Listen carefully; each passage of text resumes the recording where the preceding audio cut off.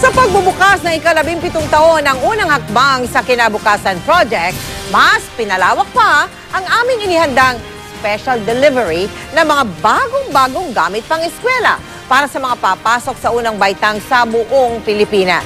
Una naming sinadya ang ilang isla na malapit na sa pinag-aagawang teritoryo sa Scarborough Shoal sa Zambales. Simula na naman ng panibagong paglalakbay para sa Kapuso Team. Una naming sinadya ang liblib na baryo ng Babuyan sa Zambales. 18 beses kaming tumawid ng ilog. Sa napakatagtag na biyahe, mas lalo kaming humanga sa mga guro. Yung commitment ko sa trabaho para po yung mga bata.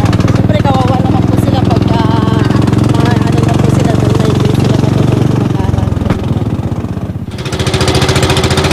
Sunod naming tinungo ang isla ng San Salvador na hindi nakalayuan sa kontrobersyal na Scarborough Shoal.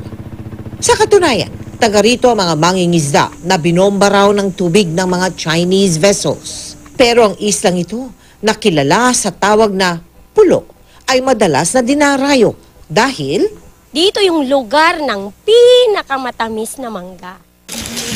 dito namin nakilala ang single parent na si Jean. Sa mga manggang ito, umaasa ang kanyang buong mag-anak. Pero kapag tapos na raw ang ani, Mahirap po, sir. Pumasok po ako ng kasambahay. Una po, sa Maynila po, 1 taon po ako doon. kaya tinitiis niyang iwan ang 10 anak sa isla para matustusan ang kanilang pag-aaral. Kabilang ang anak ni Jean at ang mga mag-aaral ng Barangay Babuyan sa mahigit 1,000 bata na nahandugan ng bagong gamit pang eskwela sa Zambales. Thank you po.